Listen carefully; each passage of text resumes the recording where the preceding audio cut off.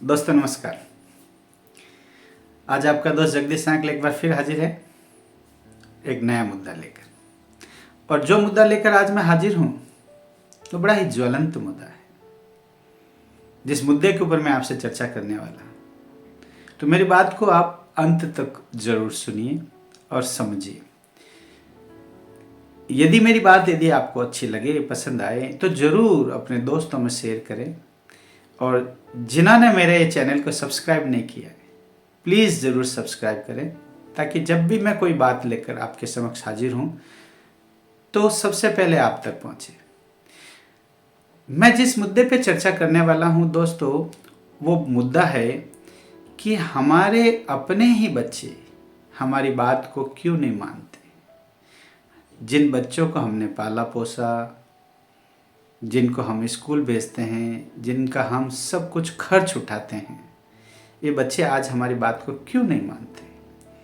इस मुद्दे के ऊपर चर्चा करने के लिए मैं आपके समक्ष हाजिर हूं दोस्तों। चारों तरफ एक मुद्दा चल रहा है कि बच्चे हमारा कहना नहीं मानते। जब भी पीटीएम होता है स्कूल जाते हैं और वो टीचर्स के ऊपर उल्लाहना देते हैं। आपने क्या सिखाया? ये हमारी बात नहीं मानता, ये गाली गलौज करता है, ये झगड़ा करता है, ये पड़ोस के बच्चों के साथ में लड़ाई झगड़ा करता है। ये सारे उल्लाहने वो टीचर्स को देते, जबकि टीचर के पास में इतना समय ही नहीं है कि वो उस 30 मिनट से 40 मिनट की अवधि में अपना कोर्स पूरा करा सके और उस बच्चों को गाली गलौज सिखा सके। इतना समय मिलता है? वो टीचर अपना खुद का कोर्स पूरा नहीं करा सकती या करा सकता।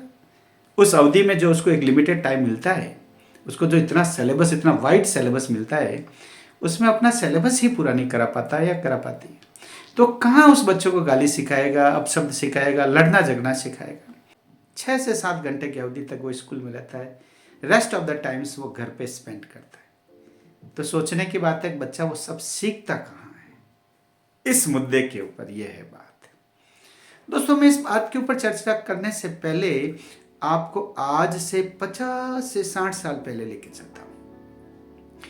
हम बात करेंगे 1960 और 70 के दशक की, 1960 टू 1970। यू कह दे कि 60 से 80 के अंदर यदि हम बात करें, इस अवधि में हम पीछे जाते हैं तो जरा सोचिए उस अवधि में क्या होता था। परिवार में एक पॉलिसी चलती थी, आदेशात्मक तरीका, आदेशात्मक पॉलिसी, ऑर्डर पॉलिसी जिसको कहते हैं। घर का जो मुखिया होता था वो आदेश देता था और आदेश का फ्लो ऊपर से नीचे तक, चाहे वो घर की महिला हो, पुरुष हो, बच्चे हो, सबको मानना होता था। संयुक्त परिवार होते थे, संस्कार घर में ही मिलते थे। जो बड़ा करता था वो छोटा करता था, छोटे से छोटा, छोटे से, इस प्रकार से फ्लो चलता था। और उस समय कई संस्कारों में कमी थी ही नहीं। ये बात मैं कर रहा हूं 1960, 1970, 1980 के अंदर, जब संयुक्त परिवार होते थे। एक घर का मुखिया, चाहे दादा हो, पिता हो, परदादा हो, उसने जो कह दिया सबको मानना ही पड़ता था। घर की परंपरा यह थी कि यदि घर का बड़ा यदि पलंग पे बैठा है, चेयर पे बैठा है, तो छोटे की हिम्मत नहीं होती थी उनके साथ में बैठने की। यदि बड़ा बोल रहा है तो छोटे की हिम्मत नहीं होती थी कि उनके बीच में बोल जाए। ये था आदेशात्मक तरीका, और जहाँ तक मैं मानता हूँ बहुत अच्छा तरीका था, बहुत अच्छी पॉलिसी थी। फिर हम बात करें 80 से 90 के बीच की बात, जहाँ पर बच्चे पढ़ने शुरू हुए और ज़्यादा ज्ञानवान बने। तो जहाँ बात आई विचार विमर्श तरीका, वैचारिक तरीका। बड़े ने कहा, छोटे अपने विचार उनके सामने रख देते थे। उस समय भी संयुक्त परिवार ही होते थे, ज्यादा परिवार टूटे हुए नहीं थे। बड़ा छोटे की बात को समझता, सोचता, विचारता, लेकिन आदेश उसी का ही चलता। फाइनल जब वैचारिक उनमें मतभेद हो जाते थे तो बड़े जो कहता उसी की बात को सब छोटे मानते थे।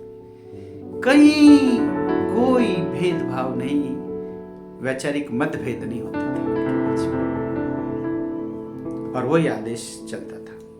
तब तक भी बच्चों में संस्कारों की कोई कमी नहीं थी। फिर बात आती है 1990 और 2000 के बीच की, जहां बालिकाओं और महिला शिक्षा के ऊपर बढ़ावा दिया गया। महिलाएं और बच्चियां पढ़ने लगी, और पढ़े क्यों ना, अधिकार है उनका, शिक्षा का अधिकार। बालिकाओं की, महिलाओं की सरकारी भागीदारी बढ़ने लगी। जब वे कमाने जाने लगी, पुरुषों के बराबर कंधे से कंधा मिलाकर कमाने लगी, वहां से शुरू हुआ एक तार्किक पॉलिसी, तर्क वहां से शुरू हुआ कि मैं जब आपके बराबर कमाती हूं तो मैं ही क्यों कहना मानूं, मैं ही क्यों काम करूं। ये घर में पुरुष और महिलाओं के बीच में मतभेद शुरू। बड़ा पिताजी को कहने लगा कि मैं ज्यादा कमाता हूं, छोटा नहीं कमाता है, फिर हम साथ में क्यों रहे। ऐसे तर्क, आर्गुमेंट्स चालू हुए, वहां से परिवार टूटने शुरू हुए।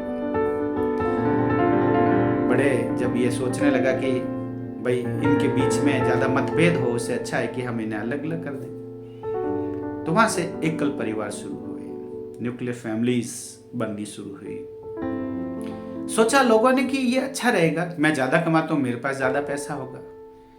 एक महिला ने कहा मैं ज्यादा कमाती हूं तो मैं पुरुष की बात क्यों मानूं। जब बच्चे उनकी ये बातें सुनते थे, उनके ये आर्गुमेंट सुनते थे, उनके तर्क सुनते थे, उन्होंने अपने जीवन में अप्लाई करना शुरू किया। एक पिता को बेटा बोलते हुए सुन रहा है कि मेरा पिता अपने दादा को क्या बोल रहा है, उसने भी जीवन में वही सीखा। फिर वो बड़ा हुआ तो अपने पिताजी के सामने वैसे ही तर्क देने शुरू किए। तो फिर वो न्यूक्लियर फैमिली, जॉइंट फैमिली फिर कब रहने वाली थी, वो तो टूटती गई, बिखरती गई। लोग गांवों से शहर में आने लगे, शहरों से मेट्रोपॉलिटन सिटीज में जाने लगे। कहां उनमें इस प्रकार के संस्कार रहने लगे। जो घर में बोलते देखा, जो घर में झगड़ते देखा, उन बच्चों ने वही अपने जीवन में अप्लाई किया। उससे ज्यादा हालत खराब हुई जब 2000 के बाद का समय आया, मोबाइल एरा चालू हुआ, डिजिटल एरा चालू हुआ। लोगों ने मोबाइल को अपना बहुत अच्छा साथी बना लिया, और वहां से एक पॉलिसी शुरू होती है, रिफ्यूजल पॉलिसीज, मना किसी भी चीज के लिए। बड़े ने कह दिया, वहां तक तो ठीक था, तर्क देते थे, करना है नहीं करना, उस हर चीज का आर्गुमेंट्स होते थे। लेकिन अब तो बिल्कुल ही मना कर दिया। अब ये पॉलिसी शुरू हो गई, रिजेक्शन पॉलिसी। किसी काम को कहे तो इसको रिजेक्ट कर दो। बच्चे अब यही करने लगे। माता पिता का कहना नहीं मानते। कहना इसलिए नहीं मानते कि उन्होंने अपने माता पिता का कहना नहीं माना। भाई ये तो बात है, उन्होंने वही तो देखा।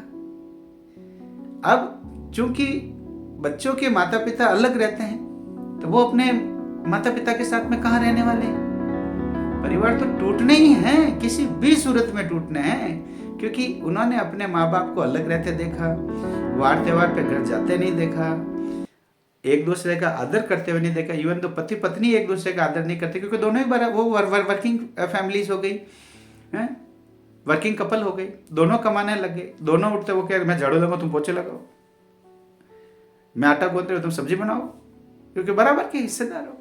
जब उन्होंने देखा यही, घर में सीखा यही, तो फिर बच्चे संस्कार कहां से ले रहे हैं, ये समझने की बात है दोस्तों। अब जब हम जो घर में कर रहे हैं, बच्चे वही तो सीखेंगे। और बच्ची कुची कसर मोबाइल ने पूरी कर दी।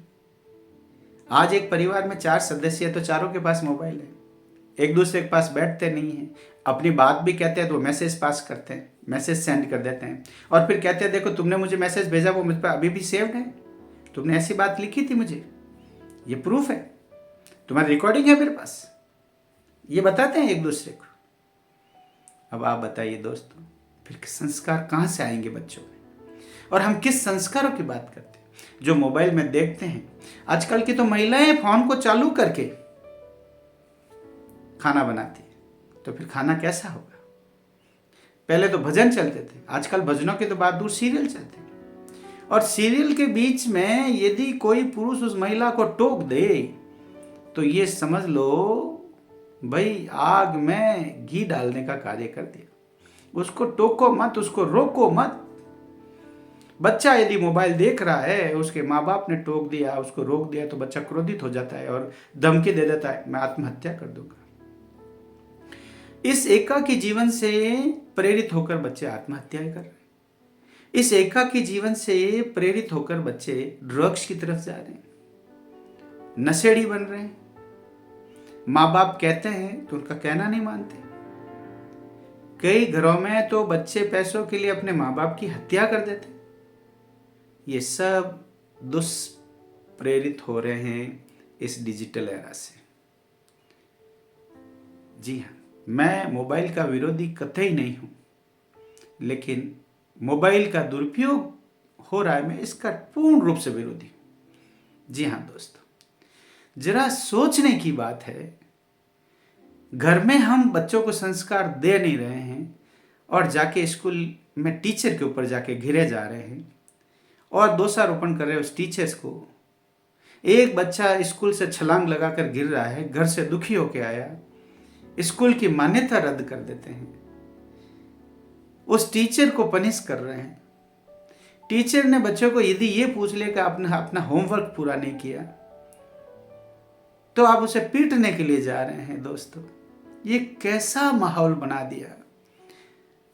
टीचर के प्रति आपके आदर भाव बिल्कुल खत्म हो गए। फिर कहते हैं बच्चों में संस्कार नहीं।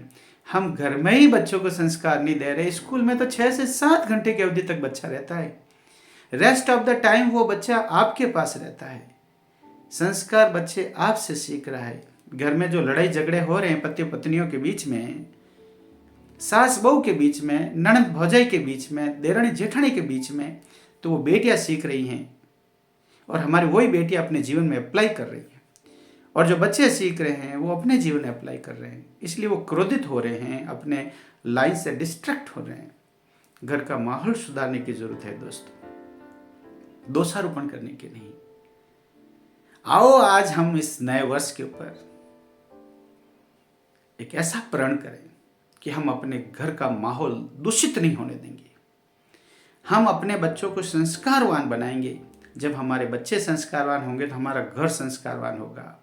घर से हमारा समाज, हमारा परिवार, हमारा देश संस्कारवान बनेगा, तभी हमारा देश उन्नति करेगा। क्योंकि हमारे देश में ऐसे नवयुवकों की जरूरत है जो हमारे देश को लीड कर सके। जी हाँ दोस्तों, ऐसा प्रण करें हम।